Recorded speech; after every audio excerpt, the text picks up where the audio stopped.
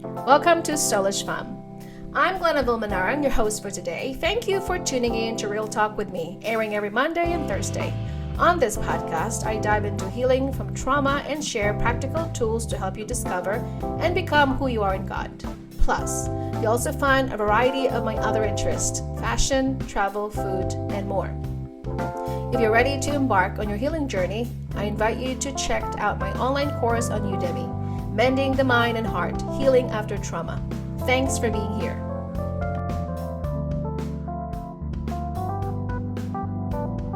Hi everyone, welcome back to another podcast. Today's episode is something that I would like to address: the white elephant, or whatever color you want to picture in your head, maybe a pink elephant in the room. The mother wounds and father wounds in one. What better idea for us to discuss about the delicate dance between dealing with your mother wounds, first of all, before 2026 is going to be here. We all want the New Year's resolution. We would like to lose weight. That is a typical New Year's resolution on our list. We like to eat the right food, healthy habits, blah, blah, blah. However, we cannot really improve physically without dealing with our emotional problem. I'm not saying to hit your mom and dad, although we must be able to have a delicate dance between learning that you are not your mother and you're not your father. You need to be the one who must change the generational curse. That's why generational curse breaker is very hard. Most of the generational breaker are the scapegoat in the family. They are the oddball, the awkward, who doesn't quite fit in, the misfit.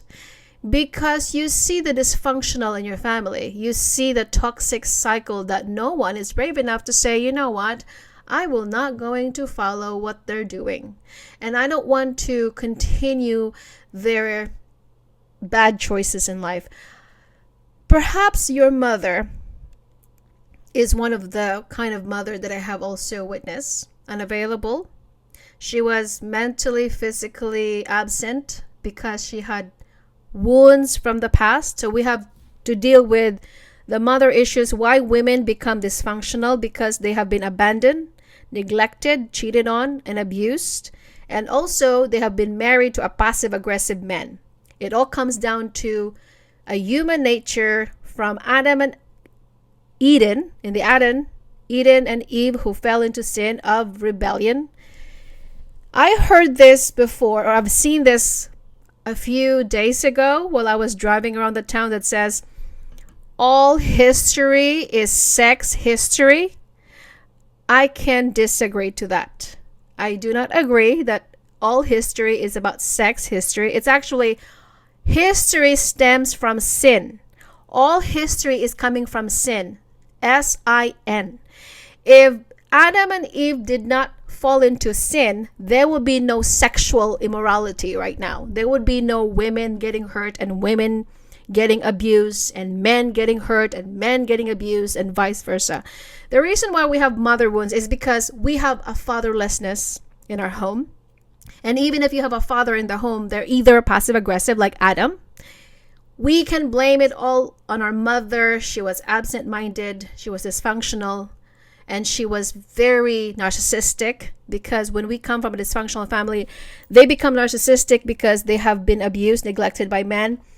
As I said before, I think I have said it in my past podcast many months ago, that when I saw women that have been through divorce, they turn into a different persona.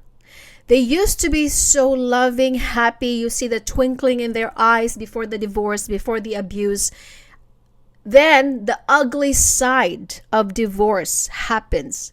The ugliness of that bitterness that come out of the woman's face after they have been through abuse or have been through some being betrayed, because a betrayal is something that your heart cannot fathom. It is something that your mind cannot wrap around it, of why in the world would someone would claim to love me till death do we part, and we have made our lives together, building our lives together, we have children as the fruit of our labor, and then turn around and dump me for another person.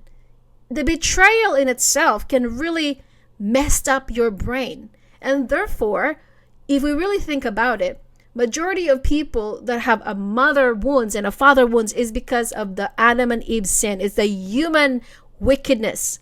It is our rebellious. It is the fruit of the sin. That's why everybody is now dealing with the same consequences, dealing with the same problem from their parents, unless you, of course, are the one who is willing enough to say, I will stop this cycle. It ends with me and I have to start a new beginning. And you see this many times before, especially if you are a person who came from a fatherlessness and your mother is become so masculine because your dad was absent, and she has to take on a role as a father. She has to take care of the children. She has to put food on the table. She has to be those masculine energy. She was always worried about how am I supposed to take care of my kids. And that is why they are very emotionally dysregulated. When they're upset, they are very easily triggered. They're manipulative. They're very controlling, because women that have been wounded, they're very afraid of losing their kids the way that they have lost their husband over to a woman. So they become controlling instead of allowing and letting go and just letting nature runs its course. But because they have been afraid that if I'm not going to control the circumstances, I'm not going to control my children, they might also leave me. But actually, the more you control a person, the farther they will come away with your life.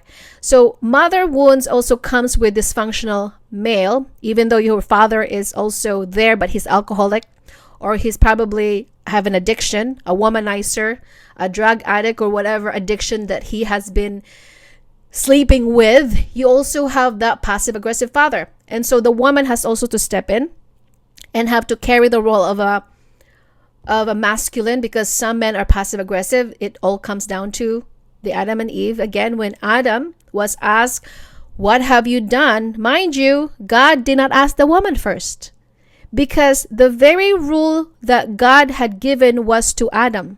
When God said, you shall not eat the fruit of good and evil, he did not give it to the woman. He gave it to the man. And God expected a man to take responsibility and not be passive aggressive. However, when the man decided to just sit back and do nothing and passive aggressive mentality, he blamed it on the woman. That is why even to this day, we have battle of the sexes. We butt heads on each other. It's about men versus women. Men came from Mars and women came from Venus. It did not start from our ancestors. It did not start from us. It's actually started from the very first creation of Adam and Eve. Man called Adam has been fallen, and Eve, she became the mother now of this world because of her rebellious act. And this is why you see there's a lot of struggles between a man and a woman. If a man is making less money than the woman, he becomes very insecure and very felt like, I am not a man enough because she's making more money. And even though the woman sometimes is making money, she becomes this boss babe, become controlling, manipulative, passive aggressive. Man becomes just a baby, another toddler to deal with. And we have seen this dysfunctional dynamics. I have seen both spectrum in my life. One spectrum, I have seen that I came from a dysfunctional family too, fatherlessness, without a dad, and my mom was the one who became a dad and a mom at the same time, and she was taking on so much responsibility, but at the same time she was emotionally dysregulated and exhausted to a point where sometimes she would just checked out and sometimes she would just sleep a lot. And I didn't understand then of why that was. It's because that was her defense mechanism. When women sleep a lot and they just want to pretend like everything is good even though they're barely surviving, it's because they rather want to not ponder on their problem. Sleep is good. I think when you sleep and you just, instead of pondering on the problem and ruminating with the problem, it makes you even grounded. When you wake up, you have a different kind of perspective. So sometimes we see that Sleep is actually not good, when in fact it is probably is trying to calm us down and give us more awareness and calmness in our system.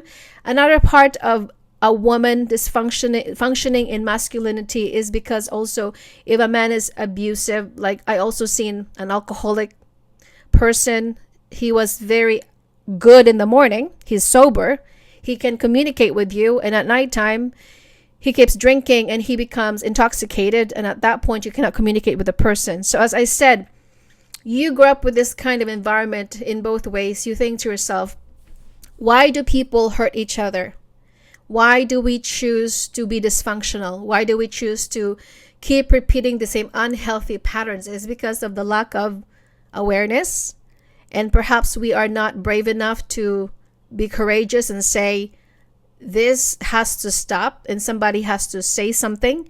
We also don't want to be painted as the person who is the one who, when people are the truth teller, you usually are being told as the problem. And but Jesus would say, they rather want to be blind. Let them be the leaders of the blind, leading the blind, and everybody goes to a ditch. Because living in denial is better. We don't want to offend people. Instead of putting people in their place, instead of dealing with our trauma, instead of dealing with our childhood wounds, we don't want to address with that issue. So I have observed so many patterns in my life that I do not like. There are so many things that my parents did I'm not proud of, many things that they probably have chosen that I am not really happy with. And even in my family members or relatives that you thought to yourself, what is going on? Why is it that they're an adult, but yet it seems as though nothing is changing? They are doing the same thing, which is lunacy. It's just redundancy. It's not growth. It's actually just craziness. So you see this with people that are addicted to something.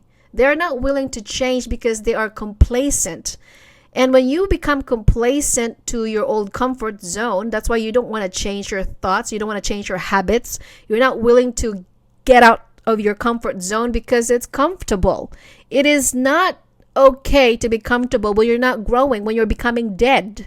Might as well be dead. If you're not growing, literally growing in your mindset, might as well not be here. That's what I can say. Because what's the point of having this life? God woke you up this morning to make changes in your life, to reset something beautiful than before. And the correlation of the story is from the wilderness of the same Israelites who were going to the same mountaintop 40 years. It reminds me of that. When people do not understand the pattern of their parents and they're not willing to change it, you are just like the Israelites, going to the same mountaintop, doing the same thing, copying the same behavior instead of changing it, and you are justifying the bad behavior of your mom. Even if he is or she is your mother, if she is wrong, I will correct you. Even if you're my dad, if you're in the wrong, I will correct you. It is not about connection or you're related to me by blood. It's about being right or being wrong. It's about being truthful or untruthful. It doesn't come down to just because blood is thicker than water or family must come first. When your family is outrageously wrong and they are illogical, I will not tolerate that. And this is why for many of us that are scapegoat, you will become outcasted because you're the only one who can see the BS right through it, and you're the only one who doesn't stand it. You're the only one who is gonna say something like, I will not participate with this dance. I will not going to dance with the same old rhythm that is already old and antiquated. I am ready to move forward. And if you're the only one who set the boundaries, first of all, you set the boundaries and you limit your time with these people and you just take accountability and you put them into their place, you become the problem. You know why? Because people like to perform. They are very stuck with their old patterns because changing old pattern and habits is very arduous. It takes a lot of maturity. And that is why when I see my own self very impatient, I thought to myself, where did this come from? It did not originate from me. It did not start with me. Where did my avoidant pattern come from? If you have an avoidant partner and if you are avoidant yourself, an avoidant person is going to stonewall you. He doesn't talk to you. Instead of addressing the issue, instead of communicating openly, he will just give you a silent treatment. Where did it come from? It's because your mom did the same thing to you. Maybe your dad did the same thing to you. Instead of knocking at your door and talking to you like an adult and says, let's discuss about this. I want to hear your thoughts. Help me to understand about what you're going through. What do? They leave you alone and they just let you figure it out on your own. That is not parenting. That is lack of parenting. I have seen that pattern in my own life that I don't want to copy. So instead of having open communication and says, my issue is this, I would like to discuss this. What do you think about this? Instead of having an open discussion, we have managed to have a avoidant mother because she was exhausted of talking to you, perhaps because she was already thinking about a million things of how I can afford to pay my bills, or how can I feed my family. And that is why we lack of the communication and connection with ourselves, because it starts with our mom and dad. It did not start with us. Our toxic behavior, dysfunction, it did not start with us. It has started from their mom and dad too. And the pattern just continue on and on and on and on until God knows when it's gonna stop, until one day you are so fed up with the same pattern. My anger issues did not start with me either. It also started with the one that brought me up, and all this dysfunctional habits of yelling and screaming and just trying so hard to prove my worth and try to perform. It all starts from my mom and dad. And so you got to be able to understand your own environment, your mom and dad's pattern, and to stop it. I know it's very hard because we are automatically doing the same thing and copying what other people's behavior. We copy, we emulate, because our parents are our first teachers, whether you like it or not. They are the first teachers. Education did not start outside. It starts at home. If you were brought up in a toxic, dysfunctional, passive-aggressive dad and a mom that is masculine and she's very manipulative and controlling, guess what? You're going to end up just like that. And if your mom also made you as the golden child, and it's sad to see that when a dad is there but he's passive aggressive, he's not involved with you, what happens when a mom, he's gonna choose a golden child that's gonna be a different side that is gonna replace the dad. So this mom that is dysfunctional because the dad is not actively participating, he's just sitting idly.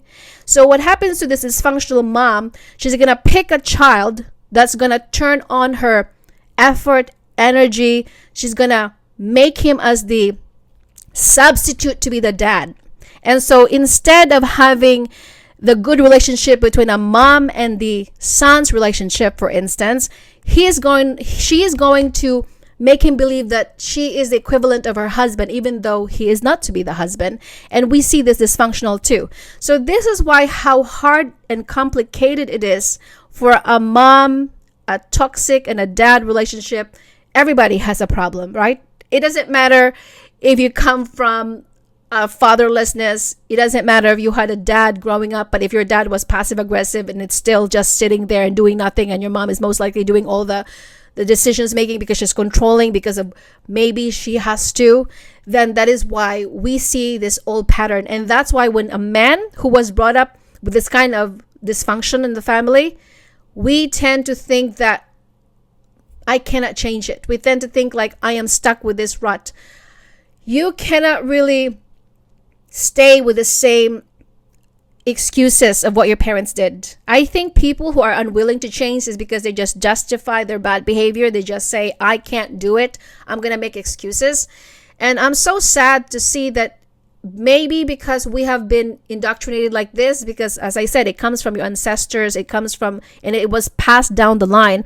And that's exactly why it says in the Bible, I'm not sure which one it is, in the Old Testament, the curse of the father's father is going to the 7th generation until somebody in that generation will stop it and say and put an end to it and says, I don't need to follow or be in the same way as my mom and my dad did. Do you know why it's so hard to change your pattern?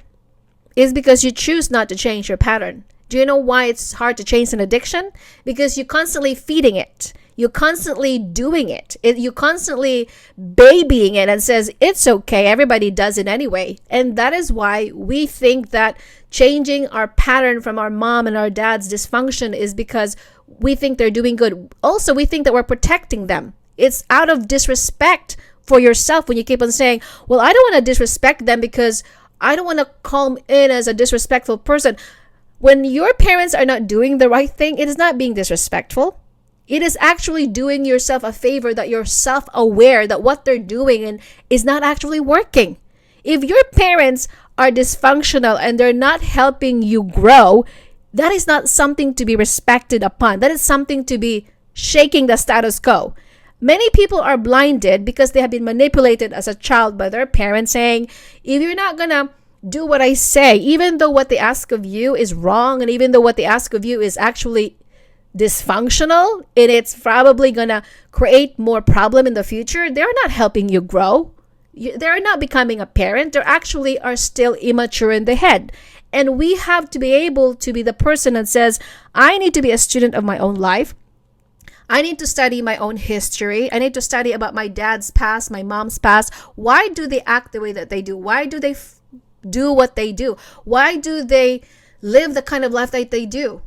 Maybe because they have so much issues that they don't want to address with. But you that are so aware and that you as a person who is mature enough to say, I am not going to allow that into my life.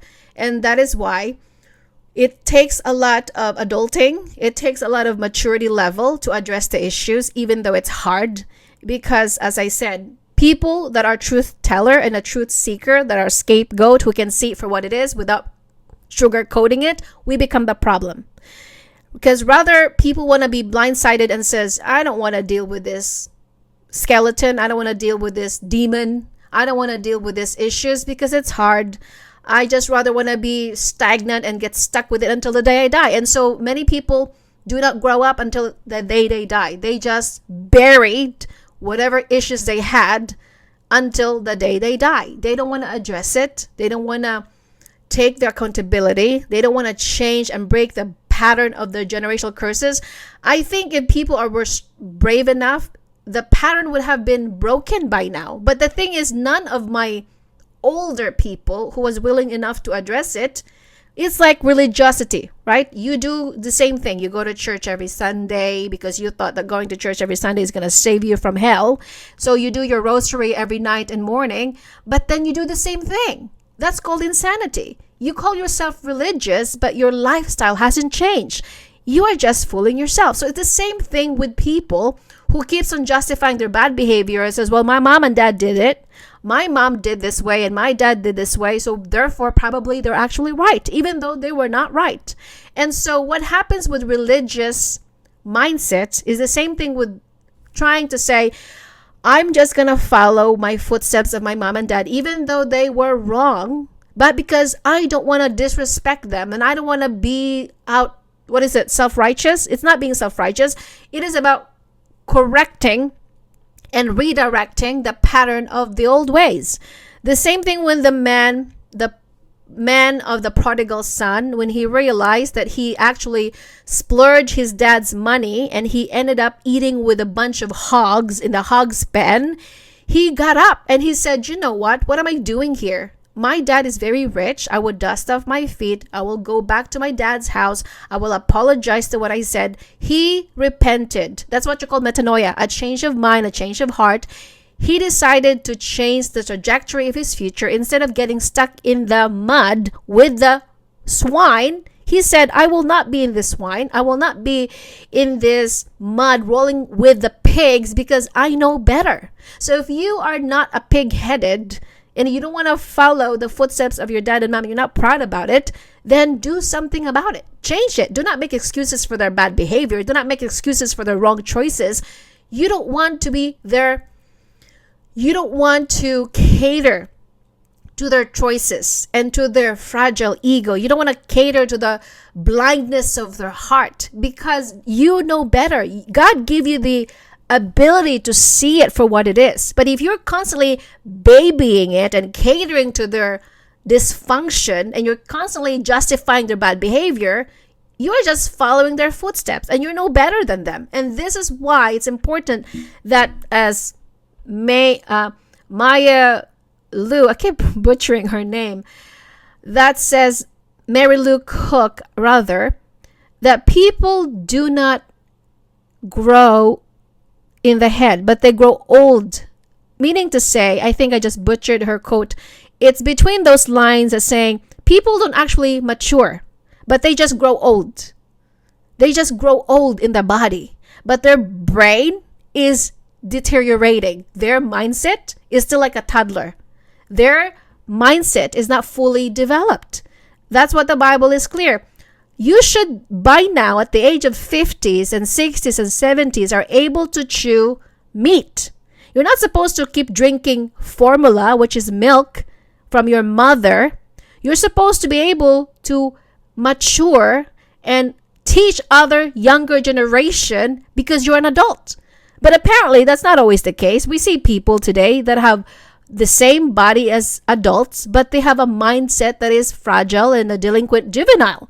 We see this everywhere. You thought that a man or a woman that in their 60s, 70s, and 80s, they would have wisdom by now and give us a lot of insight, but that is not always the truth. We have encountered many people, just because they have a mature body, it doesn't mean they're mature in the head. So this is the dysfunction that we see. This is where the discrepancy that we as a society must say, especially when you came from that kind of dysfunctional family and you're the daughter and the son, perhaps, you said, I can't follow that footsteps. I need to do what's best for my family. I need to do what's best for my son or my daughters, because now that you have a family, God is giving you a restart. He's giving you a start, saying, now you do have a chance to make it right.